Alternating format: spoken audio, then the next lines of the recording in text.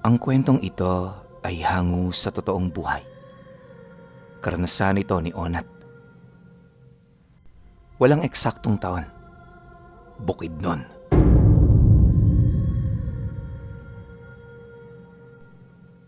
Dahil madalas na nakakapunta sa tabing dagat ang ama ni Onat, madalas ay umuuwi itong may mga dalang isda o kung hindi naman kaya'y mga tuyo. Dahil sa dami ng ipinapadala ng kanyang mga kaibigan, kadalasan na pag-uutusan siya ng kanyang ama na ilako na lamang ang mga isdang yon sa kanilang karatig baryo. Dulot ng ganoong sistema, nakasanayan na ni Onat ang tumungo sa kabilang baryo nila. Kalimitan siyang ginagabi ng uwi at sa kabutihang palad ay wala naman siyang naging kakatawang karanasan.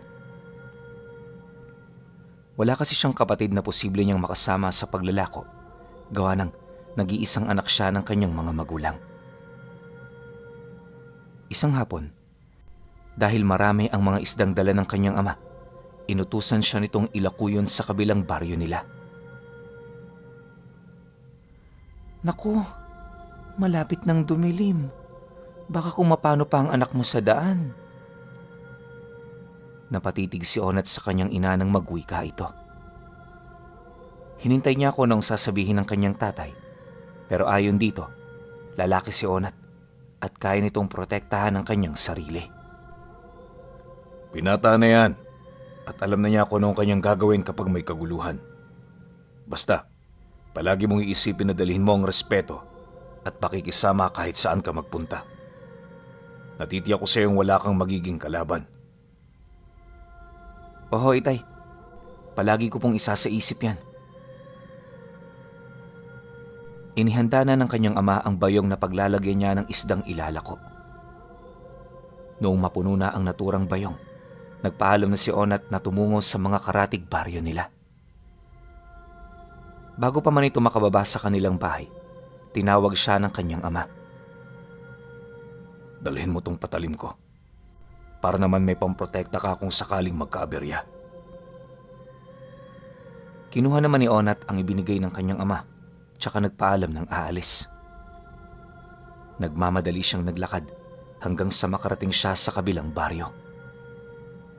Pagdating niya roon, nagkaroon siya ng hindi maipaliwanag na kaba. Pakiramdam niya'y may mga matang nakamasid sa kanya, kaya naging mapagmatsyag siya sa kanyang paligid. Noong may kabahayan na, walang pagdadalawang isip siyang naglako ng kanyang panindang isda roon. Sa kabutihang palad, may mga bumili rin sa kanya at kokonti na lang ang natira. Dahil malapit ng dumilim ang paligid, nagdalawang isip siya kung magpapatuloy pa siya o uuwi na lamang. Ngunit dahil alam niyang masasayang lang ang isdang yan, kaya nagpatuloy siya sa paglalako. Nako, mukhang wala ng mga bahay dito ah. Bahala na, kailangan maubos tong laman ng bayong ko. Habang naglalakad si Onat, may nakita siyang isang matandang lalaki. Unang titig niya pa lang roon, kinilabutan na siya. Pero nang mawari niyang parang kawawa ang matanda at animoy gutom na gutom, nagpasya siyang lapitan nito. Noong kaharap na niya ang matanda, tinanong niya ito kung nakakain na ba siya o hindi pa. Agad namang napailing ito at sinabing walang nagbigay sa kanya ng pagkain. Dahil dito, mas lalo pang nakaramdam ng awa si Onat. Sa halip na ibenta ang natitirang isda, minabuti niyang ibigay na lamang sa matanda. Tang, pagpasensyahan niyo na ho yan. Wala kasi akong tinapay dito eh. Ito lang ang meron ako. Tapos, hindi pa luto. Napangiti na lang ang matanda sa kanya at nagpasalamat.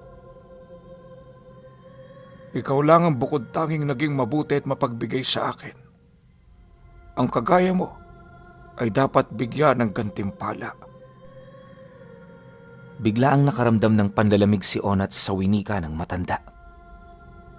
Nagkaroon siya ng kutob na hindi basta-bastang matanda ang kanyang kaharap, kaya natigilan siya at naghintay sa susunod na gagawin at sasabihin nun. Ilang sandali pa, binigyan siya ng supot na kulay itim ng matanda. May kung anong laman yon kaya Napatanong na si Onat patungkol dito. Ang laman ng supot na yan ay isang itlog. Kapag napisa ang itlog na yan, magiging isang nilalang yan na maghahatid sa iyo ng swerte. Pupwede mong maging alipin sa kasamaan o sa kabutihan ang nilalang na yan. Lumakas ang kabog ng puso ni Onat. Pakiramdam niya ay magsisisi siya kung tatanggapin niya ang naturang bagay. Kaya sinubukan niyang ibalik ito sa matanda. Para sa iyo talaga yan. Kapag napisa yan, ang nilalang na naririyan ay parang kambing na may mahabang paa sa likuran. Yun nga lang, paatras yun kung gumalaw.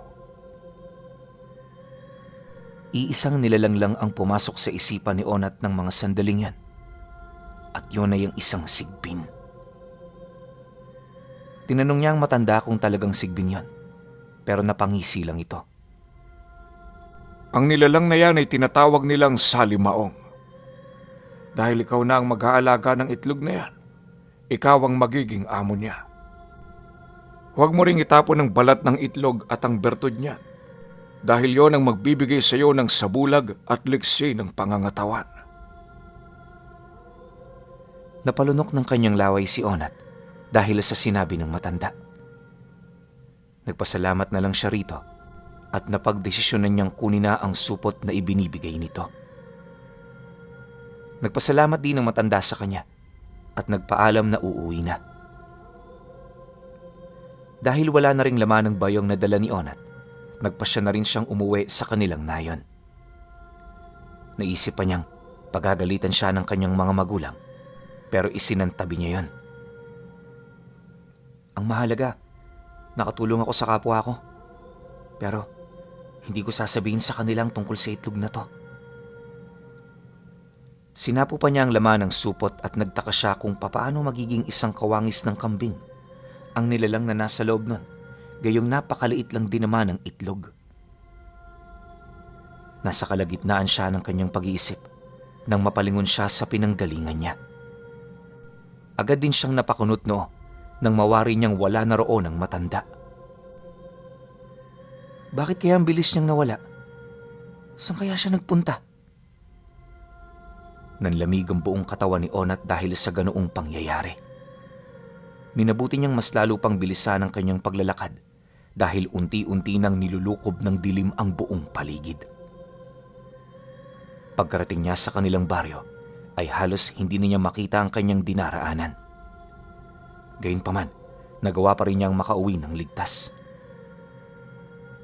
Bago pumanhik sa kanilang bahay, itinago na muna niya ang supot na ibinigay sa kanya ng matanda. Noong makauwi na siya, agad na kinuha ng kanyang ama ang pera na nagmula sa kanyang inilakong mga isda.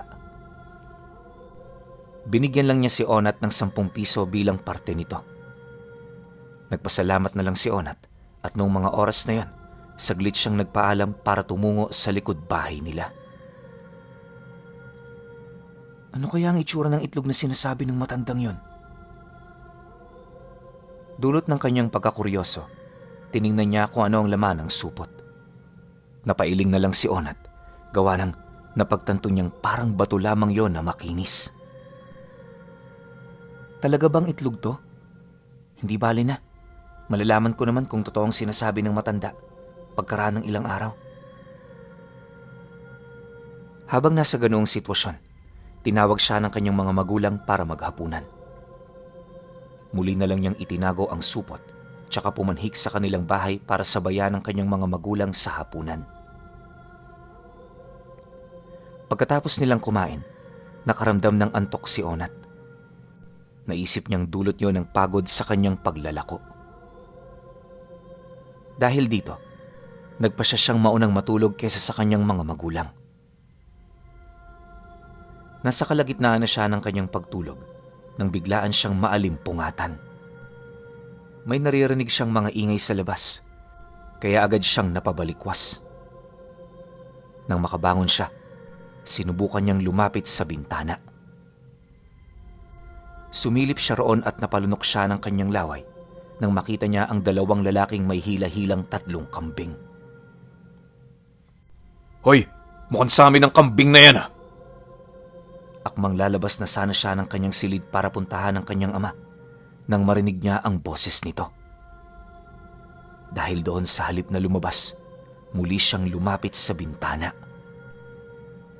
Noong una, narinig ni Onat ang kanyang ama na sumisigaw at nagbabantas sa mga magnanakaw ng kambing. Ngunit makalipas lang ang ilang sandali, ang pagbabanta niya ay napalitan ng pag-ungol.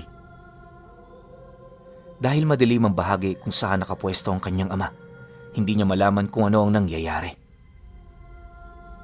Noong marinig niya ang malakas na pag-ungol ng kanyang ama, kinutuba ng hindi maganda si Onat. Gawa nito, nagpasya siyang bumaba sa kanilang bahay upang alamin kung ano talaga ang nangyayari. Noong pababa na siya, nakarinig siya ng mga mabibilis na yabag. Patakbong umalis ang mga yan, kaya tumakbo na rin si Onat para lapitan ang kinaroroonan ng kanyang ama. Noong makalapit siya roon, nanlumo siya nang makitang nakahandusay ang kanyang ama sa lupa. Duguan ito at walang malay. "Itay! Sinong gumawa nito sa'yo? May kasalanan ka ba sa kanila?" Niyugyug niya ang kanyang ama at napasigaw siya noong malamang hindi na ito humihinga at wala na ring puso. "Magbabayad kayo kung sino man ang gumawa nito. Hindi ako titigil hanggat hindi ako nakakaganti." Pagkatapos nun, nagsisisigaw siya. Naalarma naman maging ang kanyang ina. Noong napadungaw ito sa bintana, minabuti na lang ni Onat na tawagin ito. Hindi niya sinabi kung ano ang rason, kaya napatakbo na rin palabas ang nanay niya. Noong makalabas na ang kanyang ina, nanlumo rin ito nang makitang nakahandusay sa lupa ang kanyang asawa. "Anong nangyari sa tatay mo? Sinong may gawa niyan?" "Hindi ko po alam. May nagnakaw kasi ng ating mga kambing. Lumabas si tatay para sitahin ng mga magnanakaw. Pero nagulat ako nung makarinig ako ng ungol. Yun pala, ito na ang nangyari kay tatay." "Sino naman ang magnanakaw?" "Hindi ko po alam, Nay. Kung sino man yun, darating ang araw at magbabayaran nila ang ginawa nilang ito." Napayakap na lamang si Onat sa kanyang ina at pareho silang nagluksa. Dahil sa nangyari sa kanyang tatay, ipinangako niya sa kanyang sarili na aalamin niya at gagantihan ng mga taong pumatay sa kanyang ama. Wala na silang nagawa kung hindi yung humingi ng tulong sa iba nilang mga kanayon. Sa kabutihang palad, dahil sa bayanihan sa kanilang baryo, nailibing ang ama ni Onat. Magmula noon, maliban sa mga nakawa ng mga alagang hayop, nagsimula na rin kumalat ang mga balita patungkol sa mga aswang. Ang buong akala ng kanyang ina, nakalimutan na ni Onat ang patungkol sa mga magdanakaw ng kambing na siyang pumaslang sa kanyang ama. Subalit, lingid sa kaalaman ni Onat, palihim siyang bumababa sa kanilang bahay tuwing gabi upang rumonda sa nayo nila at maging sa kanilang karatig baryo. Isang gabi, sa hindi niya malamang dahilan, ay hindi siya mapakali. Pakiramdam ni Onat, may kung anong nangyayari. Bakit kaya parang natataranta ako? Panandalian siyang natigilan nang maalala niya ang itlog na ibinigay ng matanda. Napagtanto niyang iniwan pala niya ito sa likod bahay upang hindi makita ng kanyang ina. Dahil dito, palihim siyang bumaba. Naisip niyang dalhin na lang ang kanyang itak at sombrero sapagkat roronda na lang siya sa kabilang baryo nila. Hanggang ngayon, kahit pa na halos 1 taon nang patay si tatay, hindi ko pa rin nakakalimutan ang mga pumaslang sa kanya.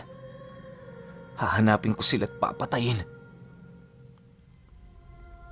Habang patungo siya sa likod ng bahay nila, may narinig siyang mga ingay na hindi niya matukoy kung ano ang pinagmumulan. May nauulinigan din siyang yabag ng paa na animoy tumatakbo ng papaikot sa kanilang bahay. Napatanong na lang sa kanyang sarili si Onat At nang tuluyan na siyang makalabas sa kanilang tirahan, pinanindigan siya ng kanyang balahibo sa batok. Naalala niyang patungkol sa itlog na ibinigay sa kanya ng matanda at maging ang naging pagsasalarawan nito sa nilalang na lalabas kapag mapipisayon. Hindi rin maitago ni Onat ang kanyang pagkamangha dahil hindi niya akalaing ganun pala kabilis lumaki ang salimaong. Hindi kaya yan ang tinatawag nilang salimaong? Napatras siya ng ilang hakbang nang tumigil sa paggalawang nilalang at napatitig ito sa kanya. Napalunok ng kanyang laway si Onat nang mawari niyang paatras nga kung gumalawang nasabing nilalang. Pagkaraan pa ng ilang sandali, napaluhod ang nasabing nilalang at tumango kay Onat. Kahit pa nag-aalangan siya, nilapitan niya ang salimaong at hinaplos niya ang katawan nito. Noong una'y kinakabahan siya, ngunit nang mapansin niyang maamoy ito sa kanya, nawala ang kanyang takot. Habang nasa ganoong sitwasyon, naalala niya ang mga magnanakaw na pumatay sa kanyang ama. Napayukom siya ng kanyang kamay at agad na naisip ang sinabi sa kanila ng matanda. Kailangan kong mahuli at mapatay ang mga taong yon. Kaibigan, dalhin mo ako sa mga taong yon at patayin mo sila para sa akin. Napatango sa kanya ang nilalang at mas lalo pa nitong ibinaba ang kanyang katawan. Napangisi naman si Onat sapagkat napagtanto niyang gagawin ng salimaong ang kanyang sinabi. Kahit na nag-aalangan man, sumakay siya sa likuran nito. Napatayo ang nilalang at gumalaw ito ng paatras. Walang ano-ano, naging mabilis ang pagtakbo nito na halos aakalain ni Onat na lumilipad sila. Kahit hindi nagaanong naaaninag ni Onat ang kanilang dinadaanan, minabuti na lang niyang kumalma. Nalaman niyang paakyat sila ng bundok, kaya medyo nabahala siya. Gayunpaman, mas pinili niyang magtiwala sa salimaong na naging alaga niya. Sinubukang igala ni Onat ang kanyang paningin sa paligid at napagtanto niyang nasa isang gubat sila.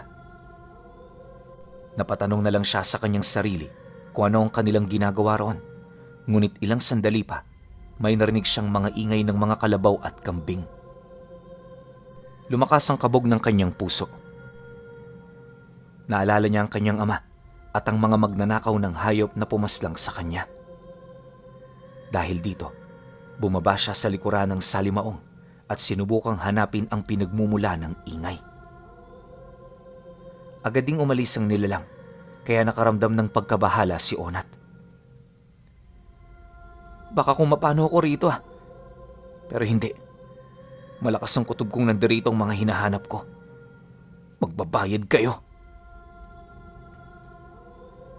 Nasa kalagitnaan na siya ng kanyang paghahanap sa kinukutaan ng mga magnanakaw nang makarinig siya ng mga tinig sa hindi kalayuan. May mga nagsisigawan para manghingi ng tulong at may iilan namang umuungol. Minabuti ni Onat na hanapin ang pinanggagalingan ng mga ingay na kanyang narinig. Halos takbuhin na niya ang paglapit doon. Ngunit nang naroroon na siya, halos manginig siya sa kanyang nakita. May 5 lalaki ang nakahandusay at ang 2 sa kanila'y wala ng buhay.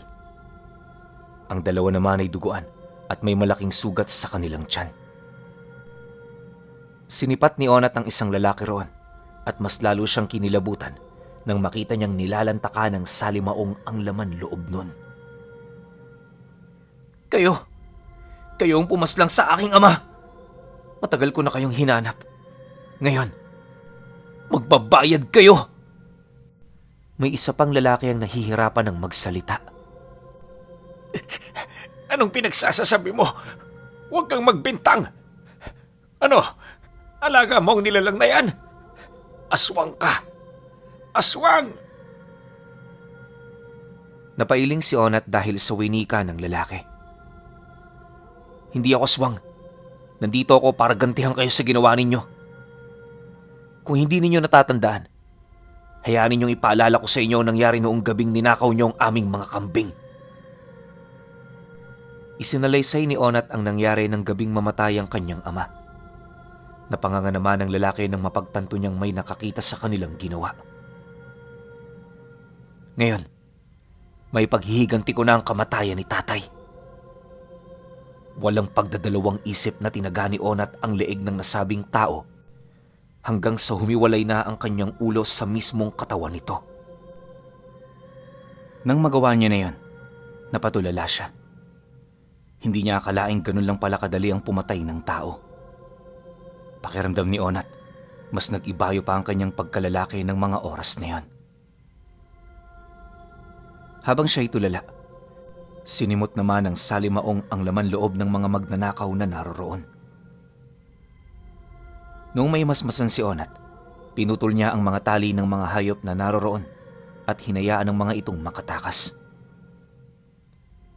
Tayo na. Umuwi na tayo.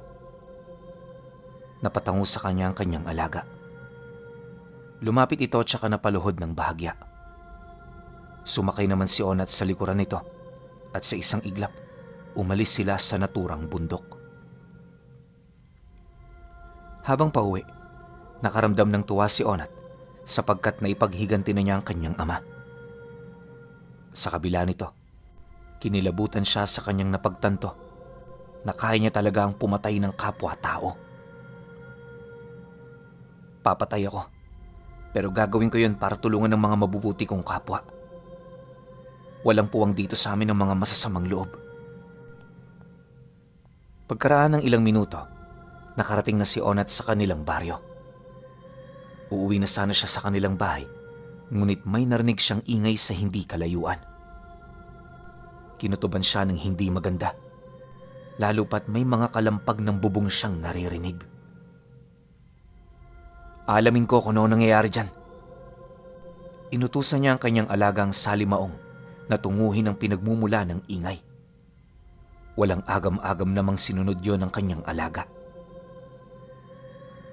Kalaunan, nakarating sila sa tapat ng isang bahay.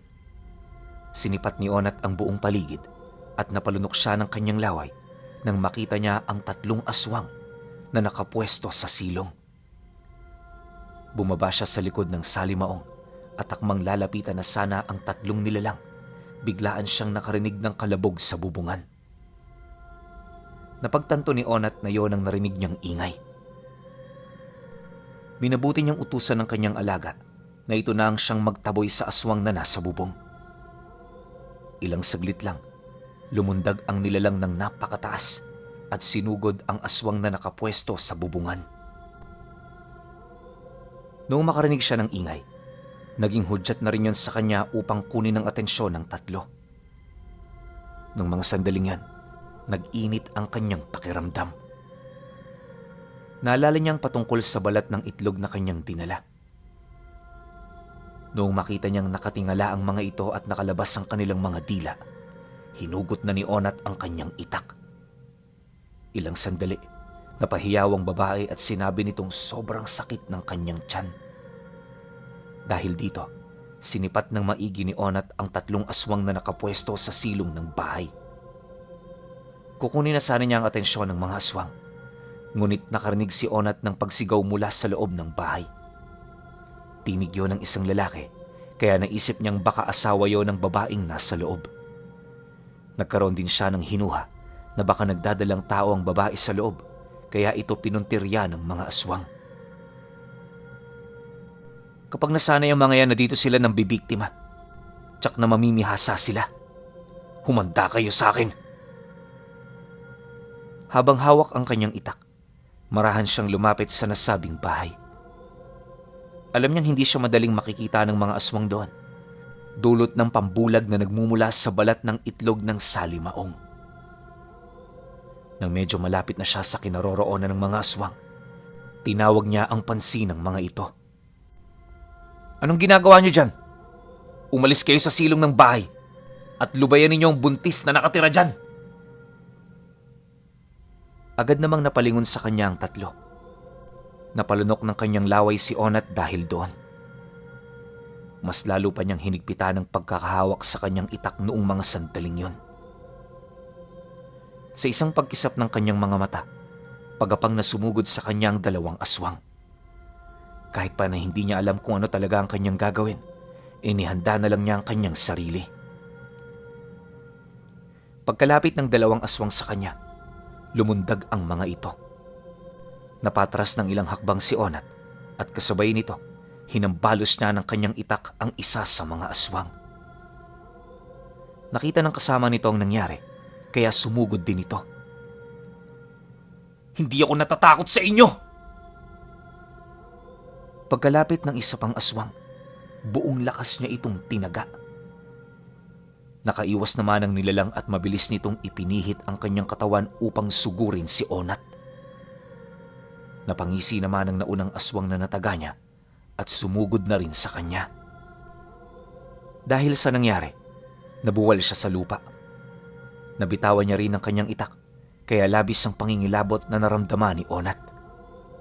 Inibabawan siya ng 3 aswang at sinubukang sagpangin, ngunit pilit siyang nanlaban. Walang ano-ano, nakarinig siya ng mga yabag at nakita ni Onat na papalapit sa kanila ang malakambing na nilalang. Alam niyang yon ang kanyang alagang salimaong, kaya nakampante siyang tutulungan siya nito. "Sige, alaga akong salimaong. Patayin mo ang mga to!" Napaangil ang mga aswang. Tumigil sila sa pag-ibabaw kay Onat at agad na umatras. Pagkaharap nila sa malakambing na nilalang, muli silang napaangil. Kumahig naman ang salimaong at mas lalo pang nagbaga ang kanyang paningin. Sumugod doon ang 3 aswang at pinagtulungan nilang kalabanin ang alaga ni Onat. Habang naglalaban sila, napatayo naman ang binata at dinampot niya ang kanyang itak. "Sige, patayin mo ang mga aswang na yan at nang makauwi na tayo!" Pagkasigaw ni Onat, mas lalo pang naging agresibo ang 3 aswang. Ilang beses nilang sinubukang kagatin sa leeg ang salimaong. Ngunit dahil sa kakaibang lakas ng naturang nilalang, nagagawa nitong ibalibag ang 3 aswang. Noong tumilapo na ang 3, nilapitan niya ang mga ito ng paisa-isa at walang awang inapakan ng kanilang katawan. Dahil sa lakas ng salimaong, halos madurog na ang katawan ng mga ito. Habang nakatayo, kitang-kita ni Onat kung paano kainin ng kanyang alaga ang mga laman loob ng aswang. Nandidiri siya, ngunit pilit niyang nilakasan na lang ang kanyang loob para matapos na ang paghasik ng 3. Nako, dapat hindi kami makita ng mga tao sa loob ng bahay na yan.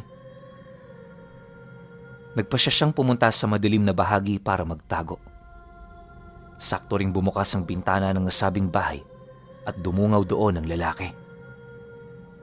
Napasigaw pa ito at nagbanta sa mga aswang para magawa niya itong itaboy.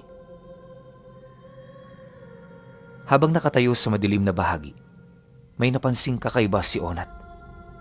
Para may nakatitig sa kanya at nakatayo malapit sa kanyang pwesto. Ilang beses pa siyang nagpalinga-linga pero wala naman siyang nakita. Walang ano-ano, nagulat siya nang may biglaang lumapit sa kanya. Itinulak siya nito na naging rason para mabuwal siya sa lupa. Ipinihit niya ang kanyang katawan para tumihaya at nakita niyang nagbabaga ang mga mata ng nilalang na gumawa nun sa kanya. "Sino ka? Anong kailangan mo sa akin?" "Ibigay mo sa akin ang salimaong at hahayaan kitang mabuhay." Anong ibig mong sabihin? Wala akong maibibigay sa'yo.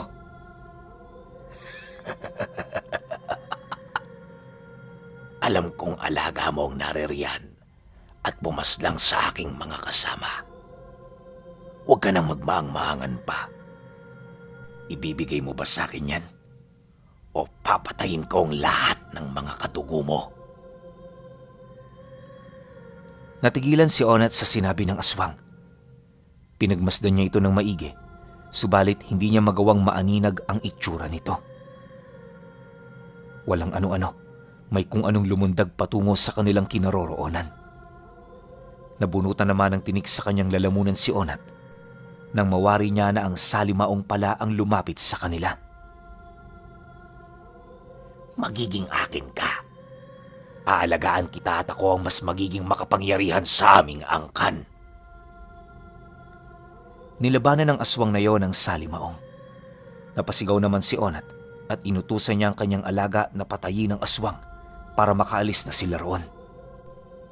Sinikap ng aswang na yon na ibuwalang malakambing na nilalang. Ngunit nanlaban din ito at nahirapan ng aswang sa pagtalo rito. Halos 15 minutos rin ang itinagal ng naging laban ng dalawa at nanatili lamang na nakatayo roon si Onat. Hinintay niya kung ano ang mangyayari at kalaunan nawala na ang pag-angil ng aswang na kanyang naririnig.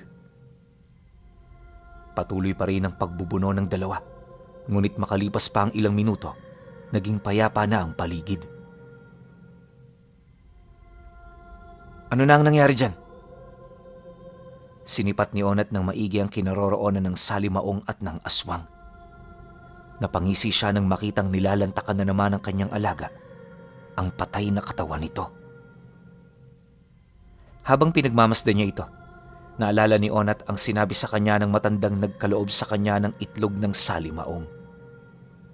Maski nilabutan siya nang maisip niya ang kaligtasan ng kanyang pamilya. Napagtanto niyang hindi niya hawak ang utak ng salimaong at anumang oras ay babaliktad ito sa kanya. Hindi ko po pwedeng ilagay sa alanganin ng aking pamilya. Kung hahayaan kong nasa tabi ko palagi ang nilalang na yan, baka pati kami kainin niya kapag may nagawa kaming hindi tama para sa kanyang paningin. Dulot ng kanyang hindi magandang kutob, nagpasya na si Onat na umalis habang abala pa ang salimaong sa pagkain sa laman loob ng aswang. Minabuti na rin niyang itapon ang balat ng naturang itlog para wala na itong magiging kapit sa kanya. Pagka-uwi niya sa kanilang bahay, halos himatayin siya dahil sa matinding pagod. Hindi muna siya natulog. Nagmatsyag siya sa kanyang paligid sa pangambang baka nakasunod sa kanya ang salimaong. Habang nasa ganoong sitwasyon, naalala niya kung anong nangyayari at binalot ng matinding kilabot ang kanyang buong katawan. Kinaumagahan, nilagnat siya at sobrang taas ng kanyang temperatura. Dinala siya sa albularyo ng kanyang ina at doon nalaman nila ang patungkol sa pag-aalaga niya sa salimaong. Ipinaliwanag din ng albularyo ang patungkol sa naturang nilalang at nabunutan sila ng tinik sa kanilang lalamunan. Napag-alaman kasi nila na ang nilalang na yan, kung hindi alaga ng mga mababagsik na mangkukulam, ito ay inaalagaan ng mga matataas na uri ng aswang. Ginagamit nila ito para makapambiktima. Sinabi rin sa kanila ng albularyo na ang matandang nagbigay kay Onat ng salimaong ay isang ermetanyong itiman. Hindi na nakita pa ni Onat ang matandang nagbigay nun sa kanya. Sa kabutihang palad, dahil sa ibinigay na pangontra ng albularyo at maging sa ritual na ginawa nito, tuluyan nang nawala sa pangangalaga ni Onat ang salimaong na yon. Hanggang sa kanyang pagtanda, wala na siyang nakasagupang ganoon na nilalang. May mga naririnig siyang kwento patungkol doon, pero isinantabi na lang niya. Lingid sa kaalamanang nakararami, dahil sa kanyang kabaitan, ginantimpalaan siya ng isang nilalang na kilala bilang Salimaong, ang nilalang na alaga ng mga haring aswang.